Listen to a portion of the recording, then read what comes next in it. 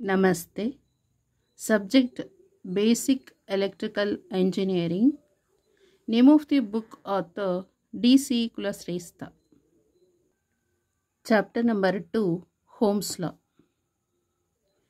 Article number 2.5 Variation of resistance with the temperature.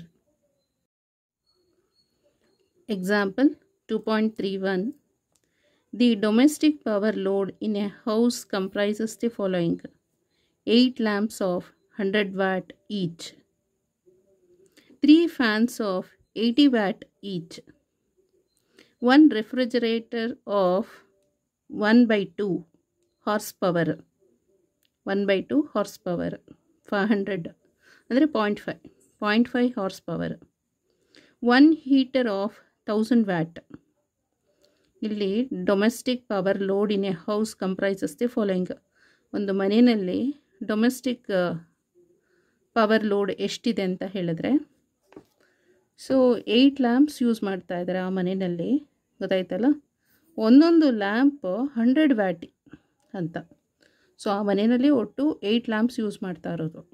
8 lamps, each lamp 100 watt. ಮತ್ತು 3 fans ಇದೆ, each fan 80 watt power ಅದಕ್ಕೆ ತಗೋತಾ ಇರೋದು. ಒಂದು ರೆಫ್ರಿಜರೇಟರ್ ಇದೆ, ಅದು 1 by 2 ಹಾರ್ಸ್ ಪವರ್. ಒಂದು ಹೀಟರ್ ಇದೆ, ಅದು 1000 ವ್ಯಾಟ್. ಇಷ್ಟು ಆಯಿತಾ ಮನೆಯದು ಪವರ್ ಲೋಡು ಎಷ್ಟು ಅಂದರೆ ಏನೇನಿದೆ ಅಂತ. Domestic power load in a house ಏನು ಕ್ಯಾಲ್ಕುಲೇಟ್ ಮಾಡಬೇಕಂದ್ರೆ, what we want to calculate ಅಂದರೆ, calculate the total current taken from the supply of 230 volt. ಈಗ ಇಷ್ಟಿದೆ ಅಲ್ವಾ, ಇಷ್ಟು ಪವರ್ ಇದೆ, ಎಲ್ಲ ತಗೋತಾ ಇದೆ. ನಾವು ಸಪ್ಲೈ ವೋಲ್ಟೇಜ್ ಬರ್ತಾ ಇರೋದು, ಮೇಯ್ನ್ ಸಪ್ಲೈ ವೋಲ್ಟೇಜ್ ಎಷ್ಟು ಅಂದರೆ 230 ವೋಲ್ಟ್. ಹಾಗಾದರೆ ಟೋಟಲ್ ಕರೆಂಟ್ ಎಷ್ಟು ತಗೋತು ಗೊತ್ತಾಯ್ತಲ್ಲ. Calculate the total current taken from ಸಪ್ಲೈಯಿಂದ ಎಷ್ಟು ಕರೆಂಟ್ ಬೇಕು, ಇದಕ್ಕೆ ಎಷ್ಟು ಕರೆಂಟ್ ತೊಗೊಳ್ತಾ ಇದೆ ಅದನ್ನು ಫೈಂಡ್ ಔಟ್ ಮಾಡಬೇಕು. ಸಪ್ಲೈ ಕರೆಂಟ್ ಫೈಂಡ್ ಔಟ್ ಮಾಡಬೇಕು. ಇದರದೆಲ್ಲ ಪವರ್ನ ಕ್ಯಾಲ್ಕುಲೇಟ್ ಮಾಡಿಬಿಟ್ರೆ, ಸೊ ನಮಗೆ ಗೊತ್ತಿದೆ power formula P = V × I ಅಂತ. ಸೊ ಪವರ್ ಇಲ್ಲಿಂದ ಗೊತ್ತಾಗತ್ತೆ. Voltage, supply voltage is constant ಅಂತ ಗೊತ್ತು. ಕರೆಂಟ್ ಕ್ಯಾಲ್ಕುಲೇಟ್ ಮಾಡಿದರೆ ಆಯಿತು. Next question B, calculate the energy consumed in a day.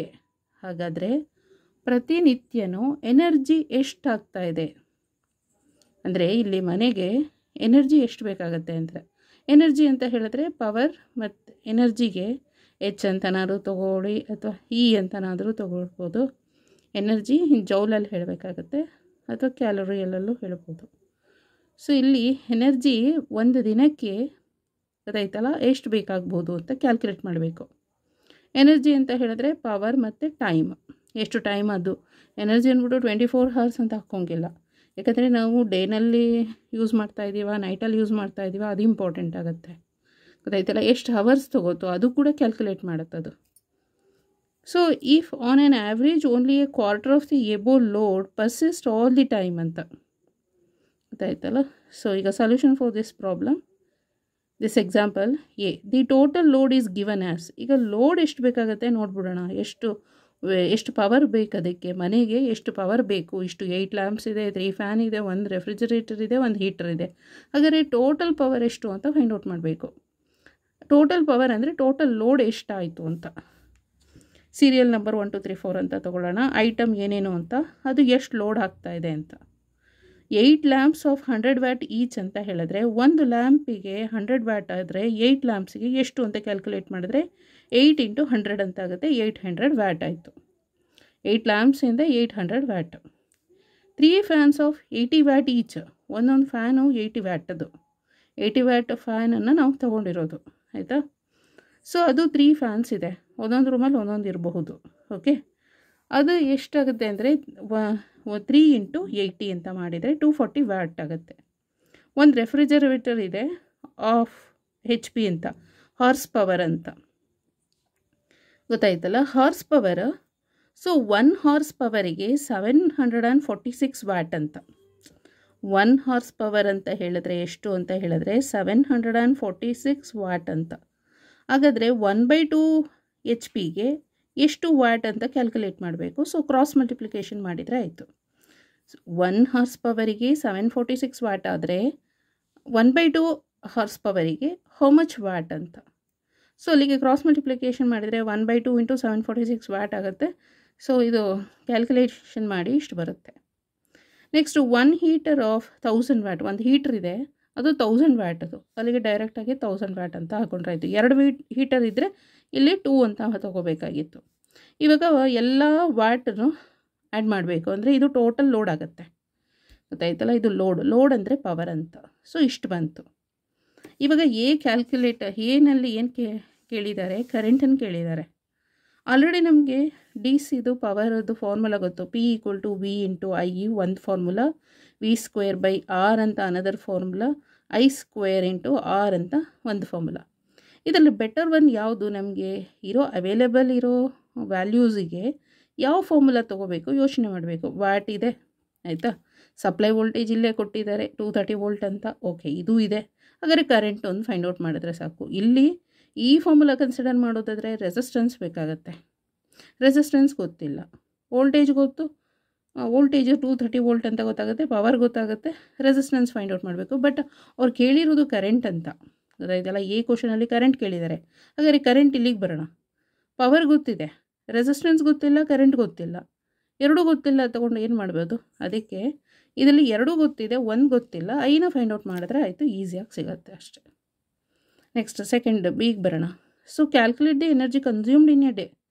ಒಂದು ದಿನಕ್ಕೆ 24 ಹಾರ್ಸ್, 24 ಹಾರ್ಸ್ ಅಲ್ವಾ. ಸೊ 24 ಹಾರ್ಸಿಗೆ ಎಷ್ಟು ಎನರ್ಜಿ ಆಯಿತು ಅಂತ ಫೈಂಡ್ ಔಟ್ ಮಾಡಬೇಕು. So energy consumed per day equal to ಇದು ಪವರ್, ಏನು ಇದು ಪವರ್ ಇಂಟು 1/4 ಅಂತ ಹೇಳಿದರೆ, ಇಲ್ಲೇನು ಹೇಳಿದ್ದಾರೆ, if on an average only a quarter ಅಂತ ಹೇಳಿದ್ದಾರೆ, quarter of the above load persist all the time ಅಂತ, ಅಂದರೆ 1/4%. ಹಾಗಾಗಿ 1/4 ಇಸ್ ಕ್ವಾರ್ಟರ್ ಅಂತ ಗೊತ್ತಾಯ್ತಲ್ಲ. ಅಂದರೆ ಇದು ಎಕ್ಸ್ ಆಗುತ್ತೆ. ಈಗ ಇದು ಯಾಕಂದರೆ ಎ ಸಿ ಸಪ್ಲೈ ಮನೆಗೆಲ್ಲ ಬರ್ತಾ ಇರೋದು ಎ ಸಿ ಸಪ್ಲೈ ಆಯಿತಾ. P = X × I² × R ಅಂತವೇನೋ ಇರುತ್ತೆ, ಗೊತ್ತಾಯ್ತಲ್ಲ. ಲೋಡ್ ಹಾಕಿದ್ರೆ ಇದೆಲ್ಲ ಬೇಡ ಈಗ. ಓಕೆ, ಕ್ವಾರ್ಟರ್ ಅಂತ ತೊಗೊಳ್ಳೋಣ. ಇಂಟು ಇದು ಟೈಮ್ ಅಂತ. ಟೈಮ್ ಎಷ್ಟು, ಒಂದು ದಿನಕ್ಕೆ 24 ಹಾರ್ಸ್ ಅಷ್ಟೇ. ಸೊ ಅಲ್ಲಿಗೆ ಇದೆಲ್ಲ ಕ್ಯಾಲ್ಕುಲೇಟ್ ಮಾಡಿದರೆ ನಮಗೆ ಇಷ್ಟು, ಇದು ವ್ಯಾಟ್ ತಾನೇ, ಇದು ಹವರ್ 24 ಹಾರ್ ಅಂತ. ಸೊ ಅಲ್ಲಿಗೆ ವ್ಯಾಟ್ ಹವರ್ ಸಿಕ್ತು. ಇದನ್ನು ಕಿಲೋ ವ್ಯಾಟ್ ಹವರಿಗೆ ಕನ್ವರ್ಟ್ ಮಾಡಿದ್ರೆ ಆಯಿತು. ಅಂದರೆ ನ್ಯೂಮರೇಟರ್ ಆ್ಯಂಡ್ ಡಿನಾಮಿನೇಟರಲ್ಲಿ 1000/1000 ಮಾಡಿಕೊಂಡ್ರೆ ಆಯಿತು.